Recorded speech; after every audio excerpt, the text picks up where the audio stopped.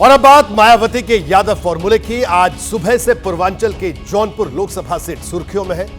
इसकी वजह है बीएसपी के प्रत्याशी का बदला जाना। मायावती ने पहले इस सीट से पूर्व सांसद धनंजय सिंह की पत्नी श्रीकला को टिकट दिया था, लेकिन आधी रात को उनकी जगह मौजूदा सांसद श्याम सिंह यादव को प्रत्याशी बना दिया गया।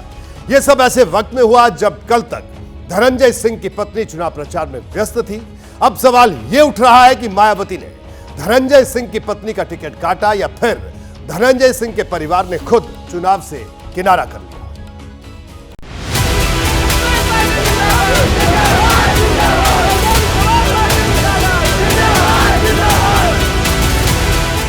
पांच मई की शाम तक धनंजय सिंह की पत्नी और बीएसपी प्रत्याशी श्रीकला जौनपुर की गलियों में घूम घूम कर प्रचार कर रही थी।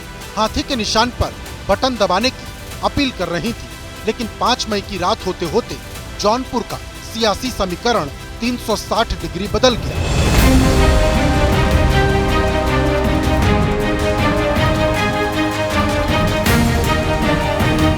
सुबह खबर आई कि आधी रात को मायावती की तरफ से जौनपुर के मौजूदा सांसद श्याम सिंह यादव को फोन किया गया और कहा गया कि उन्हें ही जौनपुर से दोबारा चुनाव लड़ना है। मुझे रात को माननीय बहन जी का टेलीफोन आया कि तुम्हें चुनाव लड़ाना चाहती हूँ, तैयार हूँ। हमने कहा अगर आपका आदेश है तो मैं एकदम तैयार हूँ। किसी और सीट की बात होती तो बात आसानी से खत्म हो जाती। चूंकि मामला जौनपुर का है तो पूरे पूर्वांचल में इसकी चर्चा है। अब कुछ सवाल है, क्या आखिरी वक्त में मायावती ने अपनी तरफ से पहल करते हुए जौनपुर का प्रत्याशी बदला या फिर धनंजय सिंह के परिवार ने ही चुनाव लड़ने से किनारा कर लिया? ये दोनों ही सवाल बहुत अहम है, क्योंकि जौनपुर वो लोकसभा सीट है जहां धनंजय सिंह की पत्नी के चुनाव लड़ने से बीजेपी को भारी नुकसान की संभावना थी। 2014 में जब एसपी बीएसपी अलग अलग लड़ी थी तब ये सीट बीजेपी जीती थी और निर्दलीय लड़ने वाले धनंजय सिंह को 64,000 वोट मिले थे। लेकिन 2019 में एसपी बीएसपी एक हुए और बीजेपी ये सीट हार गई। तब न ही धनंजय सिंह लड़े थे और न ही उनके परिवार से कोई खड़ा था।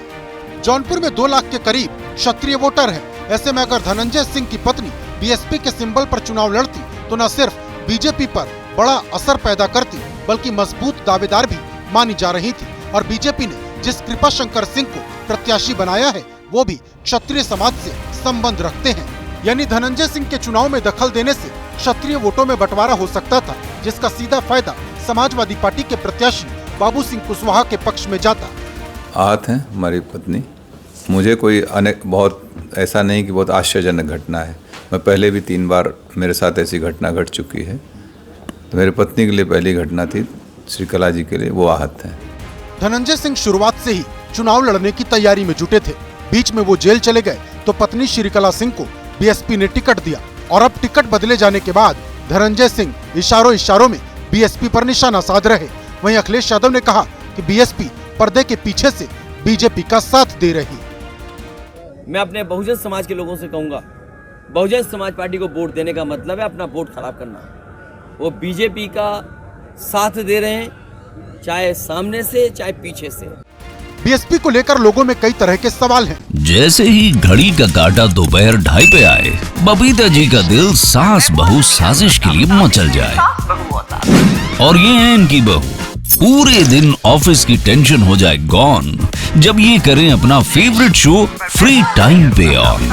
इनकी तरह आप भी देखिए अपना फेवरेट शो अपने टाइम पर और डाउनलोड कीजिए एबीपी लाइव ऐप अपने स्मार्ट टीवी पर।